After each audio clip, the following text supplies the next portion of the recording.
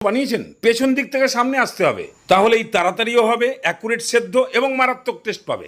সচরাচর আমরা কড়াইতে কষিয়ে তারপরে এই প্রেসার কৌটোর মধ্যে দিই, আজকে পেছন থেকে শুরু করুন, আগে কৌটোর মধ্যে দিন। আচ্ছা, এবারে মাংসতে কিরকম ঝোল রাখবেন সেই জলটা এখনই দিয়ে দিন। এবার এর মধ্যে এই গোটা মশলাগুলোকে দিন, ছোট এলাচ, দারচিনি, বড় এলাচ, লবঙ্গ, জৈত্রী ফুল আর সঙ্গে একটা স্টার ফুল। এটা 2.5 কিলো মাংসের জন্য দিয়েছি, আপনারা যতটা আনবেন সেই অনুযায়ী দেবেন। বেশ খানিকটা নুন আর ঝাল লঙ্কার গুঁড়ো দিয়ে ভালো করে ঘেঁটে দিয়ে এবারে কৌটোর ঢাকনি বন্ধ করে 3টে আওয়াজ। আমার এই প্রেসার কুকারের প্রেসার এত ভালো যে 3টে আওয়াজেই 80% সেদ্ধ হয়ে গেল। এবার এটাকে নামিয়ে এই অবস্থায় রেখে দিন। বসান কড়াই, তেল গরম করুন। বাঙালি খাসি খাবেন তো, তাহলে প্রথমে আলুটাকে ভেজে নিন। ঠিক এই টাইপের ভাজা ভাজা হয়ে আসলে এবারে তেল ছেঁকে তুলে ফেলুন, আলু ভাজা রেডি। এবার ওই তেলের মধ্যে জিরে, তেজপাতা, শুকনো লঙ্কা, এলাচ, দারচিনি, লবঙ্গ সবই অল্প অল্প করে দিয়ে হালকা ভেজে নিন।